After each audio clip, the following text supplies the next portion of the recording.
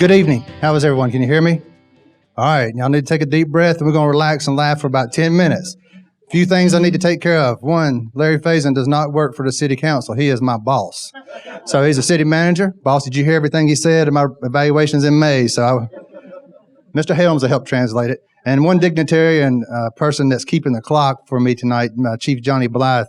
We need to recognize those. I appreciate the opportunity to be here, but I need to tell you the truth about how this came about. We're very thankful to have each other in this business. And it's different when you start dealing with children, folks that are in need.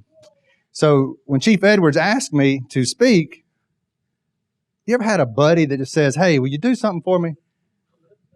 The preacher got that. So he said, "Will you do something for me? Will you speak at Hearts and Hands?" And I'm like, "Sure, I'll be happy to speak at Hearts and Hands." This was in September at the 9/11 ceremony downtown. "I'll be there for you, buddy." Well, about 2 weeks ago, Captain Terrell called me and she said, "Hey, are you still speaking?" So we started going back and forth.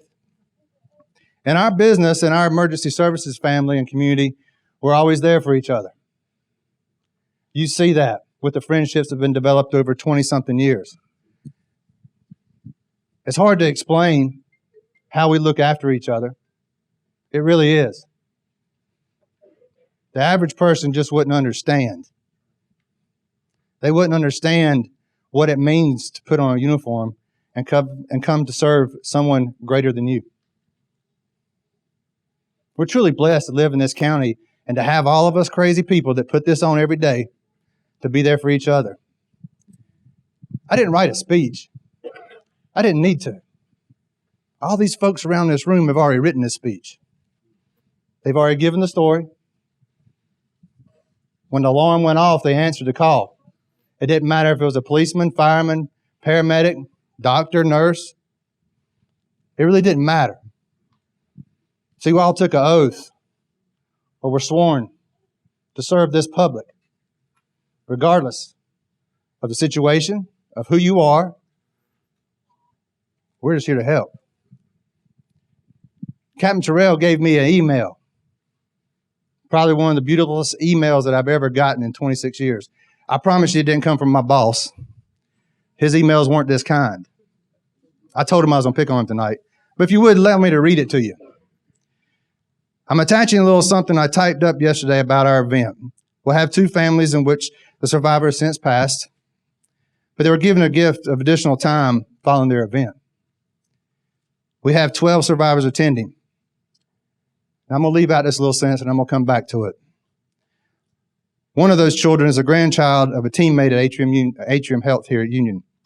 And one of the adults is the father of a first responder in the county, and the son of a first responder was there that day. And oh, by the way, you're the best chief. I like that preacher because he gets it. No, I wrote that in. The one sentence that kind of tugged at my heartstrings was there was 3 children.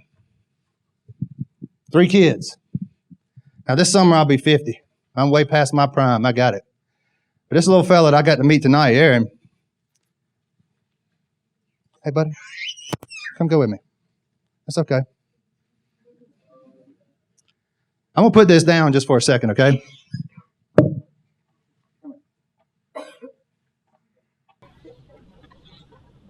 This is why we do what we do.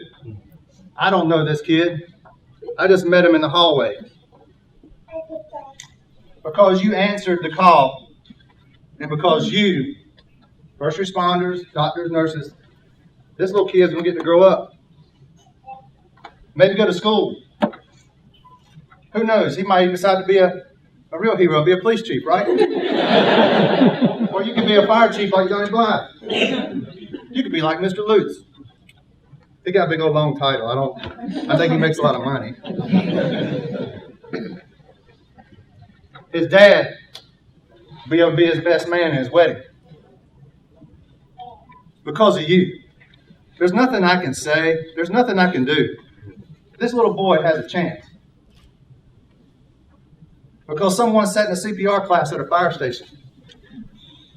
Because someone had to go through continuing education at the community college. This kid as mischief as he is, let's look at it. He has a chance. And that's all we need is a chance. Am I through embarrassing you? You want to stay up there with me? Say, I'm all right. Tell that man over there, I'm all right. You want to go back to your mom and dad? Okay, I'll carry you back up there.